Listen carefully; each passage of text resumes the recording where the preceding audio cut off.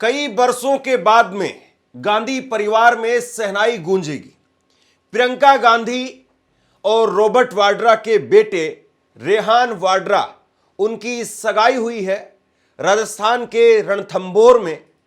और अब सबका जो इंटरेस्ट है वो इस बात को जानने में है कि जो दुल्हन है, बहू जो बनने जा रही प्रियंका गांधी की, वो कौन है और उनके समधी समधन वो कौन है, और ये सगाई अचानक से कैसे हुई। और अभी रेहान वाड्रा की बहुत ज़्यादा उम्र भी नहीं है, करीब 25 साल की उम्र है। और ऐसे में राजनीति के अंदर या राजनीतिक जो परिवार होते हैं उनके अंदर इस तरीके से शादियों का चलन रहा नहीं है। राहुल गांधी की अभी तक शादी नहीं हुई है और इस बीच में भांजे वो जो है बाजी मारते हुए दिखाई दे रहे हैं। उनकी सगाई की खबरें हैं, उनकी तस्वीरें निकल करके सामने आ रही है। माँ कौन है, पिता कौन है, और जो दुल्हन बनने जा रही है जिनका नाम है अवीवा बेग, उनका बहुत नाम है, बहुत चर्चा इस वक्त में चल रही है। और सबसे बड़ी बात तो जो है वो ये है कि सोशल मीडिया में उनके धर्म को लेकर के अपने आप में सबसे बड़ा मुद्दा बन गया है कि अवीवा बेग यानी मुस्लिम है। तो भक्त तो वैसे ही जो है वो खुश हैं, शादी से खुश हैं। भक्त जो है वो उनके अंदर एक खुशी की लहर है। चलिए, गाली देने के लिए हमें कुछ और कंटेंट मिल गया है। यानी अभी तक तो फिरोज गांधी को लेकर के, जो पारसी थे, इंदिरा गांधी के पति, उनको लेकर के बहुत सारी बातें होती थी, लेकिन अब प्रियंका गांधी के बेटे रेहान वाड्रा, उनकी बहू वो मुस्लिम परिवार से आ रही है। तो चलिए, हमें कुछ और कंटेंट मिल गया है गाली देने के लिए, तमाम तरह की बातें बनाने के लिए, तो वो तो इसलिए खुश है। लेकिन ये परिवार कैसे साथ में आया और कैसे यहां तक बात पहुंची, और इसके बाद में शादी कब होगी, सगाई की खबरें आई हैं, सगाई की ऑफिशियल तस्वीरें कब सामने आएंगी, इस बात पर एक एक करके जरा बात करते हैं। तो सबसे पहले तो ये तस्वीरें देखिए आप। रेहान वाड्रा हैं जो कि प्रियंका गांधी और रॉबर्ट वाड्रा के बेटे हैं, 25 साल के हैं। इनकी शुरुआती जो पढ़ाई है वो दिल्ली के अंदर हुई, उसके बाद में उत्तराखंड के देहरादून में दून स्कूल के अंदर हुई। दून स्कूल में ही राजीव गांधी पढ़े थे। उसके बाद में राहुल गांधी की पढ़ाई वो भी दून स्कूल में हुई, और उसके बाद में रेहान वाड्रा, उनकी पढ़ाई भी दून स्कूल में हुई। यानी तीसरी पीढ़ी है जिसकी पढ़ाई दून स्कूल के अंदर हुई। अब इनकी जो मंगेतर है अवीवा बेग और रेहान वाड्रा, इन दोनों के बीच में बताया जा रहा है कि पिछले 7 साल से दोस्ती है। पिछले 7 साल से ये दोनों एक दूसरे को जानते हैं, साथ में हैं।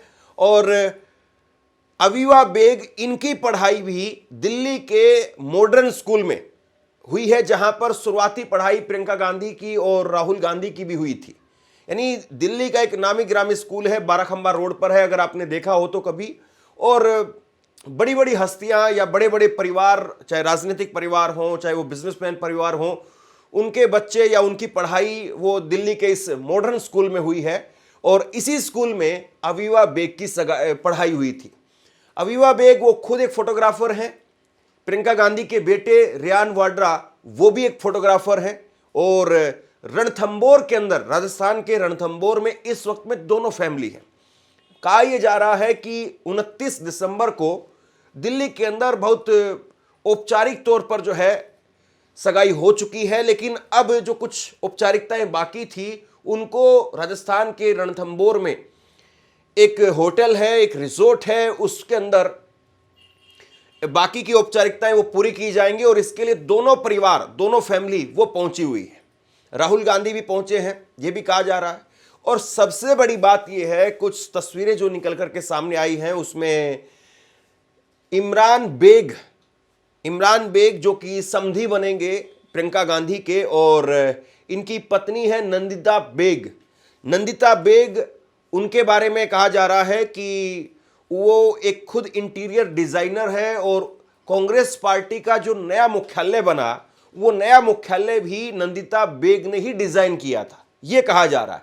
नंदिता बेग और प्रियंका गांधी, इन दोनों की दोस्ती भी बताई जाती कि काफी लंबे समय से दोनों ये लेडीज अपने आप एक दूसरे को जानती हैं, और बच्चों के अंदर भी जो है वो काफी लंबे समय से दोनों क्लोज में थे, साथ में थे। और अब जो है फैसला किया दोनों ने साथ में आने का, सगाई की गई है। अब सगाई जो है हो गई है, तो अगले साल शादी होगी या कब होगी, शादी की तारीखें फिलहाल अभी सामने नहीं आई है। इमरान बेग जो समधी बनेंगे वो बिजनेसमैन है, अच्छा खासा उनका बिजनेस है, एक बड़े जो है वो दिल्ली के व्यवसायी माने जाते हैं। और ये जो परिवार है, ये दोनों परिवार आपस में काफी लंबे समय से एक दूसरे को जानते रहे। अवीवा बेग यानी जो दुल्हन है, दुल्हन बनेगी, उसके बारे में अगर बात की जाए तो जर्नलिज्म से ग्रेजुएट है। ओपी जिंदल यूनिवर्सिटी से उन्होंने जर्नलिज्म से ग्रेजुएशन अपनी कंप्लीट की है और उसके बाद में वो खुद भी फोटोग्राफी का शौक रखती है। यानी अब ये दोनों परिवार, ये दोनों बच्चे, वो दो जो एक दूसरे के साथ में थे, दोनों प्रोफेशनल फोटोग्राफर्स हैं और रणथंबोर अक्सर जाते रहे थे और रणथंबोर जाकर के वहाँ पर वाइल्ड लाइफ फोटोग्राफी पर जो है वो ज़्यादा इनका फोकस रहता था। तो एक तरीके से इनका ये कहिए कि आप बचपन वहाँ पर बीता है और अब अपना ज़िंदगी का जो खास लम्हा है उसमें भी वो रणथंबोर ही पहुँचे हैं। अब देखिए, सबसे बड़ी बात ये है, गांधी परिवार में शादी होना यानी अपने आप में आप ये कहिए कि राजनीतिक लिहाज से भी उसमें कई सारे मायने जो है वो निकाले जाते हैं कि शादी हो रही है तो क्या होगा। फिर बहुत बार चर्चा ये चलती है कि राहुल गांधी शादी करेंगे कि नहीं करेंगे। फिर अगर राहुल गांधी शादी नहीं करेंगे तो फिर परिवार में कोई और आगे राहुल गांधी के आगे नहीं बढ़ेगा, तो फिर क्या वो रेहान वाड्रा को अडॉप्ट कर लेंगे, गोद ले लेंगे, या फिर जो राजनीतिक विरासत है गांधी परिवार की वो रेहान वाड्रा की तरफ चली जाएगी। बहुत सारे सवाल जो है वो बार बार उठते हैं और कई बार जो है इनका कुछ उत्तर सामने आता है और कई बार नहीं आता है। वैसे प्रियंका गांधी भी करीब 25 साल के बाद में एक्टिव पॉलिटिक्स में आई है और अगर राहुल गांधी और प्रियंका गांधी की ही बात करें तो इनके पास में अभी खुद कम से कम 30-40 साल की पॉलिटिक्स इन्हीं के पास में बाकी है। आज ये 54-55 साल की उम्र है, तो राजनीति में मान करके चलिए कि 80-85 साल तक आदमी खूब एक्टिव रहता है। अभी सोनिया गांधी की उम्र जो है 85 साल है और वो राजस्थान से राज्यसभा की सांसद है। तो ऐसे में अभी ये चर्चा करना बड़ा बेमानी सा होगा कि रेहान वाड्रा उन्हीं के हाथ में जो है कांग्रेस चली जाएगी और कांग्रेस के वही उत्तराधिकारी हैं और वही अगले सांसद बनने वाले हैं, अमेठी से सांसद बनेंगे। सब बातें जो है वो फिजूल की है एक तरीके से आप कहिए। लेकिन ये सही है कि रेहान वाड्रा वो अक्सर राहुल गांधी के साथ में दिखते हैं, राहुल गांधी की यात्रा में, भारत जोड़ो यात्रा में भी शामिल हुए थे और राजनीतिक तौर पर कोई बयानबाजी या उस तरह से उनका कभी कोई भाषण या कभी कोई किसी मुद्दे पर अपनी बात कहना वो सामने नहीं आया। लेकिन दिल्ली में उन्होंने जरूर एक दो बार एग्जीबिशन लगाए हैं, उन पर अपनी फोटोज वगैरह का प्रदर्शन वहाँ पर किया है। तो सोशल मीडिया पर या फिर यूं कहें कि अपनी लाइफ में जो खूब उनकी चर्चा होती है, जो उनकी फोटोग्राफी की जो लाइफ है उसमें खूब जो उनका जो प्रोफेशन है उसमें उनकी खूब चर्चा होती है, लेकिन राजनीतिक तौर पर उनकी खूब वैसे उस तरह से चर्चा नहीं है। हाँ, लेकिन गाहे बगाहे इस बात की चर्चा जरूर होती है कि राजनीतिक तौर पर अब कांग्रेस में गांधी परिवार का अगला उत्तराधिकारी कौन होगा, इस बात की चर्चा जरूर रहती है।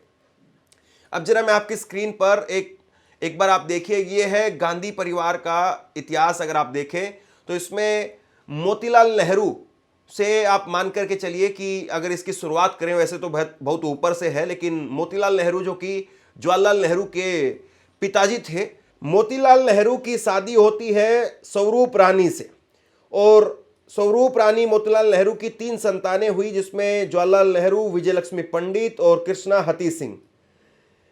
जवाहरलाल नेहरू की शादी हुई कमला नेहरू से और जवाहरलाल नेहरू और कमला नेहरू की बेटी इंदिरा गांधी और इंदिरा गांधी की शादी होती है फिरोज गांधी से। और इसके बाद में फिर जो है वो राजीव गांधी और संजय गांधी, 2 बेटे हुए इंदिरा गांधी जी के। और राजीव गांधी की शादी हुई सोनिया गांधी से, जिनके 2 बेटा बेटी हुए राहुल गांधी और प्रियंका वाड्रा। और प्रियंका गांधी की शादी होती है रॉबर्ट वाड्रा से और रॉबर्ट वाड्रा और प्रियंका गांधी के 2 बच्चे हुए रेहान वाड्रा और मिराया वाड्रा। और उधर संजय सिंह की शादी होती है मेनका गांधी से, जिनके वरुण गांधी और यामिनी गांधी 2 बच्चे उनके हुए। आपसे कुछ कहना चाहता हूं, आज के वक्त में पत्रकारिता करना कितना मुश्किल काम है, लेकिन अगर ऐसे में भी कोई आपकी खबर दिखा रहा है, कोई आपके मुद्दे पर बात कर रहा है, तो आपको भी उसका साथ देना चाहिए। अगर आपको लगता है कि मेरी पत्रकारिता सही है, मैं आपके लिए आपकी खबर वो दिखा रहा हूं, तो ऐसे में आप मेरा सहयोग कीजिए। आप इस वीडियो को जब लाइक करेंगे तो लाइक के साथ में ही एक थैंक्स का बटन आपको दिखाई देगा। उस थैंक्स के बटन पर आप क्लिक कीजिए और जो भी सहयोग राशि दे सकते हैं वो दीजिए। दूसरा, आप चैनल को ज्वाइन कर सकते हैं और चैनल को ज्वाइन करके भी मुझे मदद कर सकते हैं। यानी अब ये जो परिवार है आगे बढ़ रहा है और रेहान वाड्रा उनकी सगाई होने जा रही है और उनकी सगाई के बाद में एक तरीके से आप कहिए कि राजनीतिक तौर पर बीजेपी, आरएसएस और ये जो जितने भी जो कांग्रेस के विरोध करने वाले दल हैं वो फिर से निशाना बनाएंगे कि देखिए पूरा परिवार ही एक तरीके से जो है, कोई पारसी है, कोई मुसलमान है, कोई ईसाई है, कोई अपने आप में जो है वो कहता है कि जनेऊधारी जो है वो पंडित है, ब्राह्मण है। लेकिन भारत की यही खूबसूरती है और इतना बड़ा परिवार है, और अगर इतने बड़े परिवार में भी अगर आज़ादी नहीं है बोलने की, सोचने की या कुछ करने की, अपने पर्सनल फैसले लेने की, तो फिर वो देश पर जो है वो उसी तरह की एक तरीके से आप कहिए कि तानाशाही वाली मानसिकता थोपेंगे। अगर परिवार के अंदर कम से कम बोलने की, कहने की, सुनने की या शादी की या जो पर्सनल अपने फैसले वो लेने की आज़ादी है, तो इसका मतलब ये दिखता है कि हाँ, परिवार राजनीतिक तौर पर नफे नुकसान को देखते हुए नहीं, बल्कि जो जिसकी चॉइस है या जिसका जिसके साथ में दिल मिलता है, जिसको जो पसंद करता है, कम से कम वो ख्याल रखने की और उन विचारों पर चलने की आज़ादी परिवार के अंदर है। वरना आप बताइए कि छोटे से छोटे परिवार के अंदर भी लोग ये देखते हैं कि नहीं, चार लोग क्या कहेंगे, गांव में लोग क्या कहेंगे, या पापा की राजनीतिक विरासत है वो खत्म हो जाएगी, बहुत सारी बातें कही जाती हैं और ये बहुत एक तरीके से बोल्ड डिसीजन है। और अभी बहुत सारे लोग ये भी कह सकते हैं कि 2029 के बाद में कम से कम शादी करनी चाहिए थी। अभी 2029 के चुनाव के लिए बीजेपी को फिर से मुद्दा मिल जाएगा, फिर से बातें होंगी। लेकिन राजनीतिक तौर पर आप जो है वो इतना बोल्ड डिसीजन लेते हैं, यानी मैसेज एक तरीके से समाज के अंदर आप ये दे रहे हैं कि जो भी हो, जैसे भी हो, जो भी टारगेट करे, जिस भी तरीके से टारगेट करे, लेकिन हम अपने फैसले वो थोपेंगे नहीं। इंदिरा गांधी जी के लिए भी यही कहा जाता है कि इंदिरा गांधी जी को भी कहा गया था कि आप अपनी पर्सनल सिक्योरिटी के अंदर से किसी को भी सिख जो है वो मत रखिए, यानी अपनी पर्सनल सिक्योरिटी में जो भी सिख है उनको निकाल दीजिए, बाहर कर दीजिए। लेकिन इंदिरा गांधी जी ने कहा कि मैं अपनी जान बचाने के लिए पूरे देश में एक मैसेज दूं कि सिख गलत है, और इंदिरा गांधी ने, प्रधानमंत्री ने अपनी सिक्योरिटी से सिखों को बाहर कर दिया है। अगले दिन अखबारों में ये हेडलाइन छपे और देश भर में सिखों को लेकर के एक नेगेटिव माहौल बने, मैं वो नहीं चाहती। ये इंदिरा गांधी ने कहा और उनको थ्रेट था, उनको धमकी थी, लेकिन उसके बावजूद उन्होंने जो है वो फैसला लिया और वो अपने फैसले पर डटी रही। तो आप देखिए कि ये बहुत मुश्किल काम होता है। वरना नरेंद्र मोदी, आज की जो सरकार है, हुकूमत है, या आज जो नेता है, जो लीडरशिप है, उनके बारे में जरा सोचिए। अगर कोई जरा सी कोई खबर लिख देता है, कहीं पर कोई बात कह देता है, उसके बाद में तुरंत कार्रवाई हो जाती है। कितना डर है, कितना खौफ है कि मोदी जी के बारे में कुछ कह दिया तो क्यों कह दिया, लोग आ जाते हैं मारने पीटने के लिए। हालांकि इंदिरा गांधी की हत्या के बाद में बहुत बुरी तरीके से सिखों का नरसंहार किया गया था। ये सच्चाई है, बहुत कड़वी सच्चाई है। कांग्रेस ने इस पर कई बार माफी मांगी, लेकिन उस फैसले को भी आप देखिए वो कितना बोल्ड जो है वो डिसीजन था, और वो डिसीजन जो है वो इंदिरा गांधी ने उस वक्त में लिया। उसका बहुत बड़ा नुकसान हुआ, लेकिन फिर भी उन्होंने वो फैसला लिया। और देखिए, लीडर उसी को कहते हैं जो लीड करे, जो बताए, जो मैसेज दे। और ऐसा नहीं है कि राजनीतिक तौर पर केवल गांधी परिवार ही है जिसमें दूसरे धर्मों में, दूसरे मजहब में जाकर के शादियां हुई है। चौधरी चरण सिंह का परिवार आप देखिए, चौधरी चरण सिंह के परिवार में भी दूसरे धर्मों में खूब शादियां हुई। अभी वहां पर जयंत चौधरी हैं जो कि मोदी सरकार में मंत्री हैं, उनकी शादी भी उन दूसरे धर्म में हुई। बीजेपी के अंदर बहुत सारे ऐसे नेता हैं जहां पर बीजेपी के लोग जो है खूब विरोध करते हैं, मुसलमानों का खूब विरोध करते हैं, लेकिन खूब जो है वो उनके परिवारों में भी मुस्लिम दामाद है, मुस्लिम घरों में बेटियां गई हैं, मुस्लिम घरों में बेटे की शादी हुई है। खूब ऐसे परिवार हैं। बीजेपी के एक बड़े नेता सुब्रमण्यम स्वामी और उनकी बेटी, उन्होंने जो है वो सुहासिनी, उन्होंने मुस्लिम से शादी की है, सुहासिनी हैदर वो पूरा नाम लिखती हैं। तो राजनीतिक तौर पर कई परिवारों ने इस तरह से कई बार फैसले लिए हैं, और जाहिर सी बात है राजनीतिक नुकसान या नफ़ा क्या होगा ये तो वक्त बताएगा, लेकिन कम से कम बच्चों को इस तरह का डिसीजन लेने की छूट देना ये भी अपने आप में बहुत बड़ी बात है। शेयर कीजिए इस खबर को, और आप क्या सोचते हैं नीचे कमेंट बॉक्स में लिख करके जरूर बताइए। धन्यवाद।